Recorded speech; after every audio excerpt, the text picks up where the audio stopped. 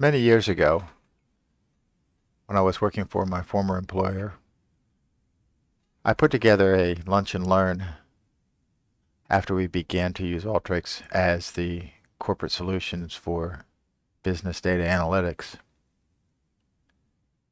And I called it 30 widgets in 60 minutes. Now, keep in mind it took me over 90 minutes to cover those 30 widgets. And I'll try to do a little bit better in this video.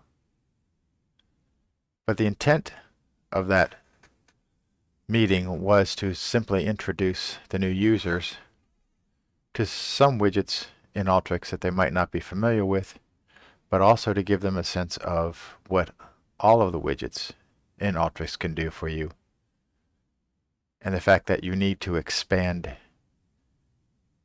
your knowledge of Alteryx into all of these different widgets. One of the downsides of that presentation was that it did not present a cohesive view of how these widgets would all fit together when you were building your own workflow. Instead, it just simply introduced a widget, how to configure it, and then moved on to the next widget. In this video, I'm going to not only deal with some of the more unknown widgets, but still look at some of the basic widgets. The intent of this video is to give you a strong background into understanding how to build a workflow, what widgets to start with, what widgets to expand out into, and also give you comfort to go into all the widgets that are out there inside of Alteryx that you can use to deal with the basic data issues that you might run into. To that point, let's talk about what John Q wanted me to get out of this video. He's still a beginning learner. He takes my workflows, modifies them, enhances them a little bit. He tries to build his own workflows from the templates that I gave him from workflows. He's not having real success in it, and he really wants to see how to build an overall workflow, how to perform the different steps of the workflow, and how to incorporate all these different widgets into his workflows. To do that, I put together 4 basic workflows that are 4 steps in the same process. Essentially, the Daisy Hill has some puppy data that it wants to build a sales report out of. So the 4 workflows break this into 4 different steps to move the data from beginning to end, as the saying goes. So to accomplish this, we want to go ahead and create a sales work table that has the basic puppy sales information in it that can then be extracted out and create some basic reporting tables that make it easier to generate reports. In between these steps, I wanted to give you a little insight into how I create my test data or my sample data that I use for puppies in these videos. Alteryx has a very wide variety of data generation functions and widgets that can help you build data sets for your testing purposes. I've had a strong background in testing over the years, and one of the things that concerns me is when people simply take a huge set of data that comes from the source system, run it through the workflows, and decides whether it can work or debug it from there. This causes issues because of the large scale of the data that you might be dealing with, as well as you don't get the full breadth of some of the options of the data that you have. I'm a proponent of actually creating test data that will test your application as best you understand it, and then you can manipulate and utilize that test data for demonstrations as well as for testing future modifications to your workflows.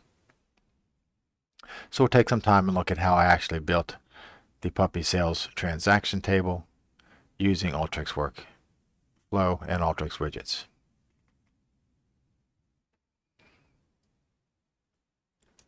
So as we start our pathway, we'll bring up our Alteryx designer. One of the things people may or may not know, because again, this is a learning process. I'm not sure which courses you may have taken to begin with, or all the information that you have. One of the things I'd like to point out is that if you go to any of the widgets in any of the categories, if you right click on them, you have this help function. Clicking on that brings up Alteryx's online documentation tool. It gives you some pretty good detail into how each of these widgets works. It allows you to navigate around and find different tools that you might be using that are grouped within the different categories. So something that you might be wanting to try, you can click on what's here, sort of navigate around. And it's a great place to look for some basic information and understanding of how the widgets work. I still refer back to this occasionally as I do my work, since if you haven't used a widget in a couple of months, you know it'll do the job, but you may just need a quick refresher as to what it's doing or some detail about how it works.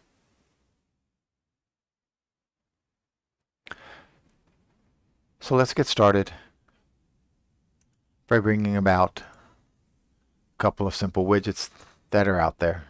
Again, your workflow is built upon each of these individual tools, because each tool has at least primarily one job. Some of them have maybe one or two things that it can do. And there's a lot of overlap between how you can get anything done.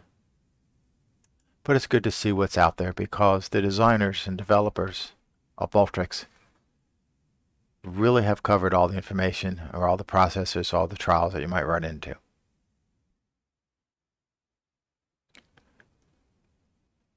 So let's look at input. One of the simple ones that has one place in life is the DateTime now. This simply returns me a text record that has the current date and time in it, in any format that you want it to be. Sometimes it's nice to have a presentable date and time to go into your Excel spreadsheet, your data file, your reporting, whatever, that has a nice little picture in it. So for example, cruising down here, I happen to have this format, which is more English oriented. It looks nice in a report, not very good for querying. So we'll start out this endeavor with our first widget, DateTime now, and it presents us a very nice text-based version of the DateTime now. Second widget we'll look at is a select widget. I myself tend to use a lot of select widgets just to control and to visualize the data as it's going through, to make sure that I right size the data, get the best performance out of it. In this case, I can see that coming out of the DateTime now, it created a string. Very large string is not the most efficient way to store this data. And since I'll be moving this data forward, want to get some good storage out of it, it'd be nice to make this a v-string. Giving it a standard size rather than 40, just giving it 50. I tend to make them multiples of 50s for my v-strings because they're more efficient. To shorten a v-string, any extra space really doesn't matter to you. So this is nice. Don't forget that when you're at any of the widgets looking at the output, you can always switch over here to metadata. That'll bring you up the data type. That's the input of a string. Clicking on the output, you see it's become a v-string. Simple verification of what you've done. This date is great to show to the user, but it's not great for doing date calculations. Bit tough to do summarizations that make sort of sense to you. So you would find yourself converting this data out. Don't fear, DateTime now also has in it the format that is the standard Alteryx DateTime format, which is 4-digit year, way down here at the bottom, there it goes, -mm day. If we want that to be a timestamp, we'll go ahead and add hours, minutes, and seconds to it. Run this workflow. You can see the data comes out in the standard format. Metadata will show us it's still a string. We want to convert that to a date. It's very easy to do type conversions of any type provided the data matches in your select widget. So we'll bring another select widget down here. In this case, all that we have to do now is our DateTime now. We can make that a DateTime. Also makes sense now that we have two of them to give them names of what they are.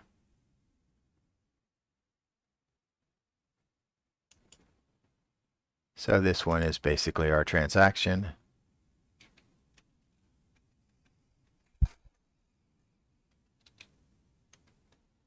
Date in text format. And this one is our transaction. Timestamp.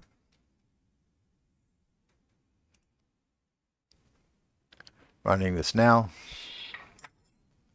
We see very simply we have two different pieces of data that are floating around.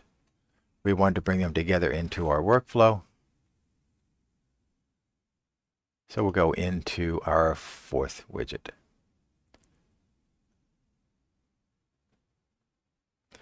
Just remembered I forgot our second widget. Don't forget, it's always great to put browsers out here as well. Don't usually do it for just one piece of data. Forgot on this one, but I wanted to introduce it early and show you how we can continue to extend ourselves out into that same browse widget so we don't have to worry.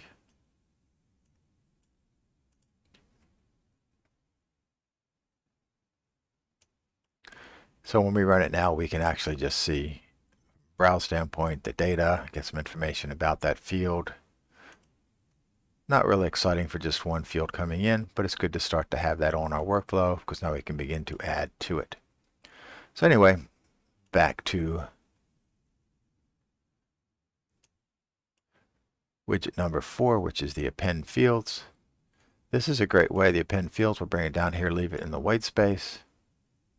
What this does is it actually combines these two streams together on through what's called a product join. This being your target stream and this being your source. It'll append all the records from this stream into all the records on the target stream. And again, because there's a product join, if we start with 10 records up here and 2 records down there, we end up with 20 records, the multiplication between those. Caution here down at the configuration of it is that if you have more than 16 records in your source, you run into some efficiency issues. Again, this is a product join. It's designed to bring either a single piece of data into your stream or just a couple of records and blow it out into your product join. In this case, we just want to bring these two independent pieces of data together, connecting both of them through. We run that. Since we had one record to begin with, one record down here, we get one record when we in. That's the product of those two. But you can see that our output now has the DateTime, the date in text format, and the transaction timestamp as an actual Alteryx DateTime attribute. So we brought those two together. We'll be using this again because what we need to do is get our puppy data in here so we begin to post-process our puppy data. Something that you might not be familiar with, one of the reasons why as I'm working with data to begin with, I will use, rather than an Excel spreadsheet, I'll use an Alteryx database table format. What you can do with this, which I found pretty great, is go down into my puppy table, YXDB. That's the Alteryx internal storage of that data. If I double click on that,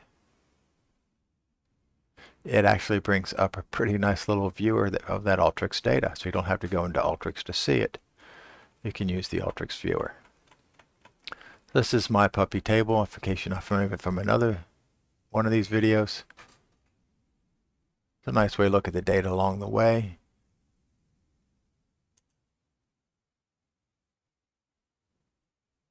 Just close that out. Also find to do a shortcut I do a lot as well is just simply drag the file and drop it into your workflow, and there it goes.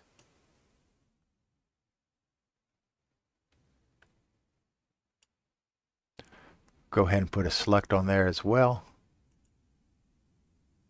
in our favorites. It's verification of what that puppy data looks like. So what we want to do right here is we want to go ahead and get these transaction dates added to these records. So as we further manipulate that data, we'll have a record of when it was created. And again, we'll do that with our append data. Append Fields, drop it up there, drop it down here. It auto connects things.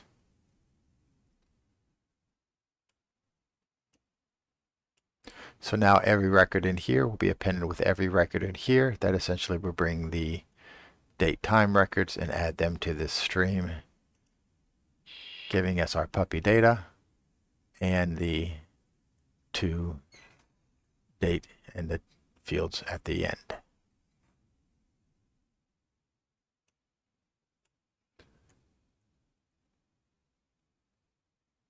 So let's go ahead and bring another widget in here we hadn't used before. So this is the basic puppy data. I need the sales transaction data.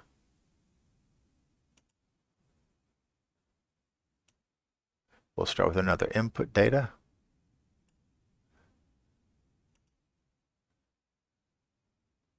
Since I've been working on this, here's the puppy sales transaction table that I need sitting here on my list. I can click on that. It brings it in.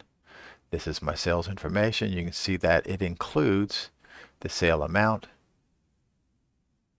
an adoption period if one exists.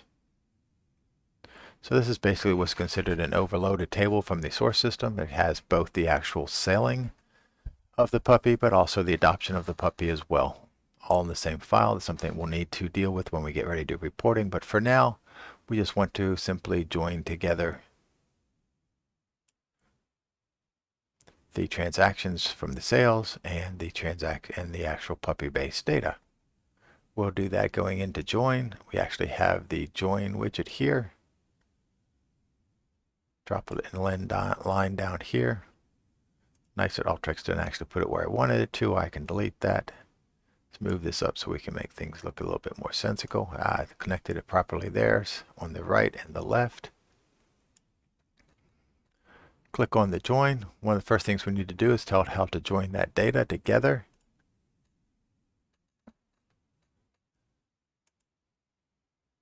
So puppy IDs match these up. So I choose puppy ID from the left. It automatically connects it to the puppy ID on the right.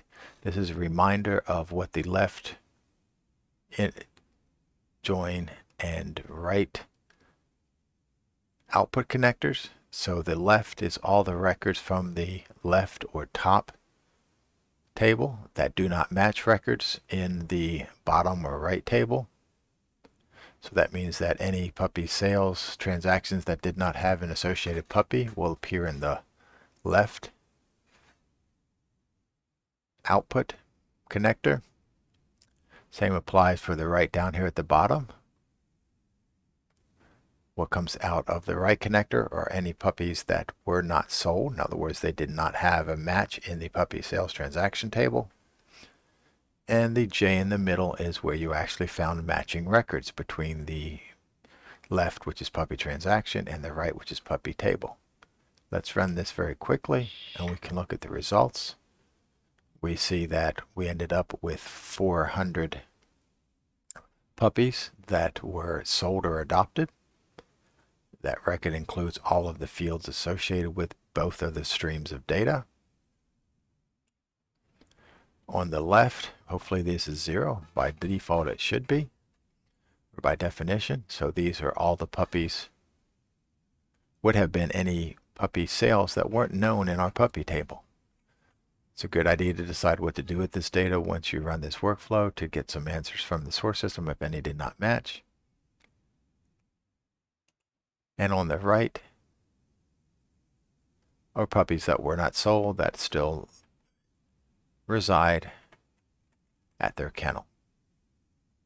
So this is the output we expected from it. What we want to be looking at here is the join between these two, because this is my basic puppy sales data.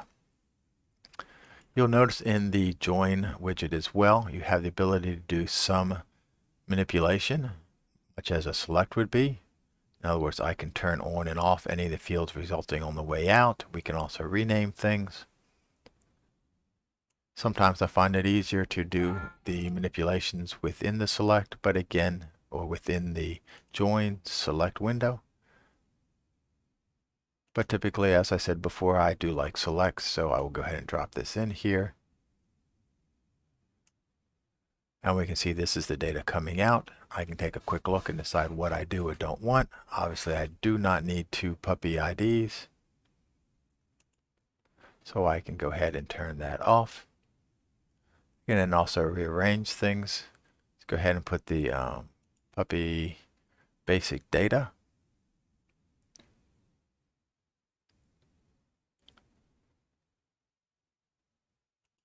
Up at the top. So if I highlight all of those, I can right click in this blue space over here and I can drag these up. So I have my puppy ID, my basic information about the puppies. I then have my sales with 2 sales dates. We have the sales date, we have the sales amount, have the adoption period, the purchaser's first name, last name. We do not need the right puppy ID. Don't need the birth weight for this. I have my 2 transaction dates coming out of it. This is the order by which I want to save it. So I run through, take a quick look at this data set. It is what I need it to be. It's a great place to start doing all my extracts, summarizations, or other works with the puppy sales that I will want to do with reporting. So deciding to save that, I'll simply bring in my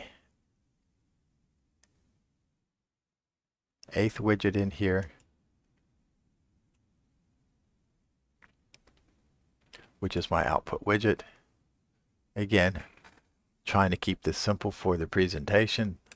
Do not want to get into database storage. I'll do that in another session because there's a lot of things to consider when you put it into a database. One of the easiest places to put your data is going into a file, Alteryx database.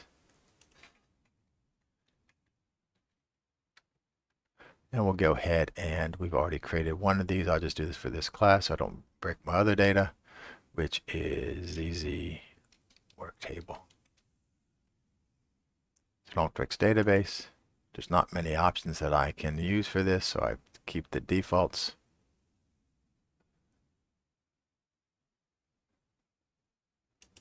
Run this. Check on the output, and we see that we're written to this file. We can click on that file in the log, because that is a hotkey. And it goes ahead and brings up that file description as well. So the final thing we want to look at is over here in documentation. There's 2 of these widgets I tend to use. We'll talk about tool container later in this session, but let's just look at documentation. This gives you ability to simply put a box anywhere on the screen, type something into it. Good idea to document your workflow steps. So I can basically go ahead and put these anywhere on the screen. I have some basic formatting capabilities. I can edit the text over here. I can change its color. Rather than black, I like the color to be blue. I can change that as well.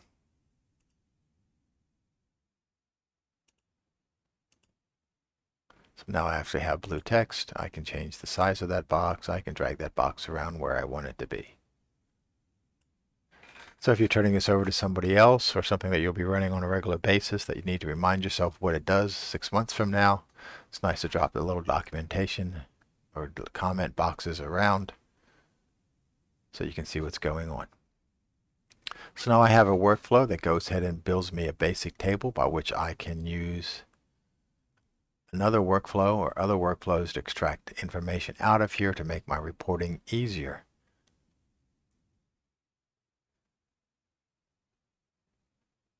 And that take a quick sidelight into our second workflow to bring up some additional widgets, and we will leave behind this workflow because it has done its job. It's created our data for us, and we're happy to stop and move on.